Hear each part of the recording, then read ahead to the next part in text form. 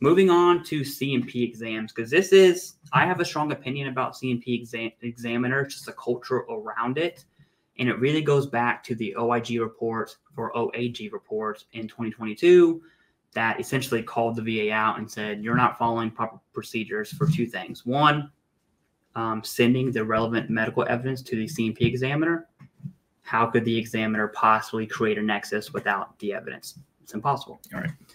And then two, the VA scheduling unwarranted C&P exams. And I know this is a different subject other than claims companies, but these predatory claims consulting companies are using the culture of VA bad, VSO bad, to rope in almost this like cult-like following from what I found, at least in my comment section.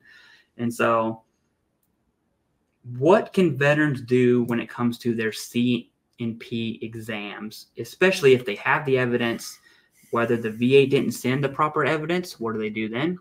Or two, the VA did send the proper evidence and they have the in-service events and they have the current diagnosis, but the examiner failed to make the net nexus. What's the veteran's next step? So first, we always want everybody to be armed with all the information ahead of time. So, go into this gathering all your medical documentation, all your service documentation, everything you possibly can before you even start, whether you do it on your own or work through an accredited VSO. And I agree with you. It's an issue that the VFW has been chasing for years, the overdevelopment of claims, the what we believe are redundant, unnecessary examinations. You shouldn't need to go for something again and again and again. Even if you have a DBQ from a private doctor, especially if it's a practicing medical provider, which means like you have a history with them. Yep. And VA will take and then send you to their person as well. That's unnecessary. We talked a little bit about what I believe are some of the unscrupulous medical exams, but even if it is an above board, completely legitimate exam, oftentimes they send you for another VA exam. It just creates more of a backlog. It creates a logjam in the system. It puts a burden on the veteran to then just have to do more things, and it makes the process more arduous. It's where we know people feel that things are adversarial, but we are actively working to fight against that because it is a real problem.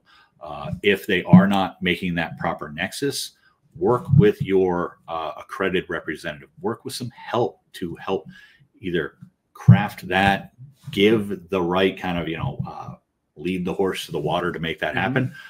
It is something that veterans can influence on their own if they go into it armed, knowing what they're trying to do, with the proper information to speak to the examiner to try to get to that nexus point.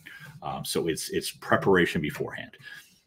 This is an application for healthcare and benefits.